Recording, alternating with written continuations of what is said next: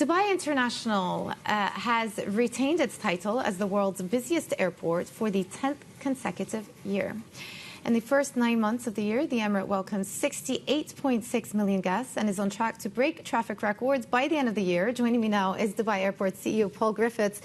Another milestone, it would seem. The numbers just keep going up. Talk us through some of the momentum that came through in the first 9 months of the year and what the outlook is for year-end. Well, we're back to a record number.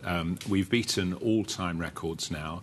We actually had something like 7.62 million customers through DXB on average every month through the first 9 months of the year. And we're headed for 93 million towards the end of the year, which will, as you said earlier, retain our crown as the world's busiest international airport.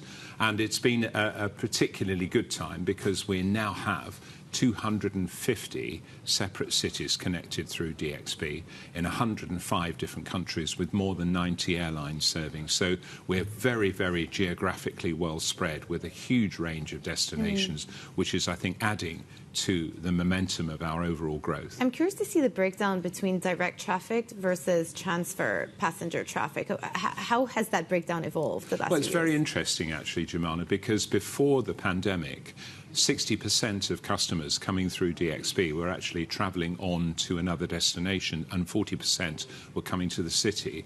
But because the government and the whole of Dubai really pulled together and did such an excellent job to recover very quickly from the pandemic, confidence in the city recovered so much that actually flipped, and 60% of all incoming passengers were actually going through to the city and 40% travelling on elsewhere. Now it's actually equalised around 50-50 between transfer and direct traffic, which is very healthy because, of course, the huge economic multiplier of visitors to the city is plain for us all to see here. Yeah, that is interesting.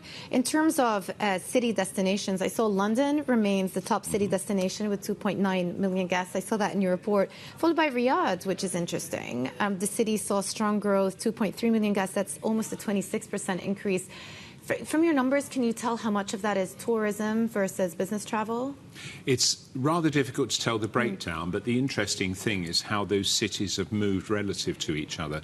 We've seen huge increases in the amount of traffic between KSA and Dubai over the last few years, and it's not surprising that Riyadh, as you say, is our number 2 destination. Interesting, though, the growth of China has been about 40% over the last few months, and we're back to 85% of pre-pandemic levels with Chinese traffic visiting the city. So that's a very encouraging sign for the future. Yeah, how do you see the competition with other regional airports as well? Abu Dhabi making a push, Riyadh, we just spoke about Riyadh and their big push for tourism as well.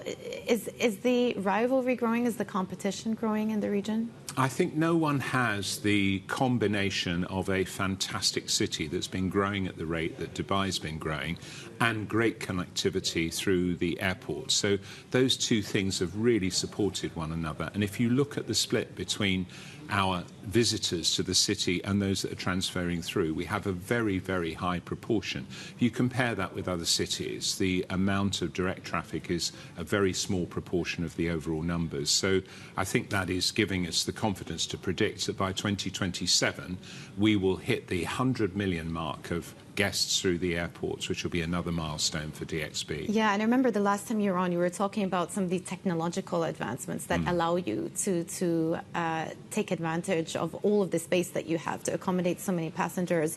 Speaking of technological advances, there's some reports out suggesting that DXB International Airport is moving towards removing all physical passport controls, including no counter stations, gates, or immigration officers at passport control. Travelers will simply be able to walk through with face recognition. When is that going to be activated, and how soon can we expect to see it? Well, actually, most of the technology to achieve that actually exists today. The challenge is going to be adopting it into a live operational environment. But this will be a wonderful test bed for all of the things we're taking away from airports, because no one really wants to stand in line for anything anymore. And if we can make the whole process recede into the background with the latest technology for, as you say, check-in, baggage, passport control, security, then the idea is that people will be able to breeze through the airport much quicker than they can today. And the thing is, no one I've met really wants to spend more time standing in line at an airport. They'd rather us take all that process away. And of course, we get a big benefit. We get great customer service. If you can speed people through the airports in half the time, in the same space, you've got double the capacity. Yeah, no, absolutely. So I'm definitely on board with that. Speaking, maybe talking my book, but as a parent of 2 young children, how does that technology work with the younger faces? Is that going to work with children? The difficulty at the moment, of course, is we can't accommodate children with the facial recognition technology. But I'm sure there'll be a solution. Maybe by exception, we can improve the whole process for those that have to use the conventional pass-through. But I'm sure there'll be a solution. And if there is a solution, I can promise you DXB will adopt it first.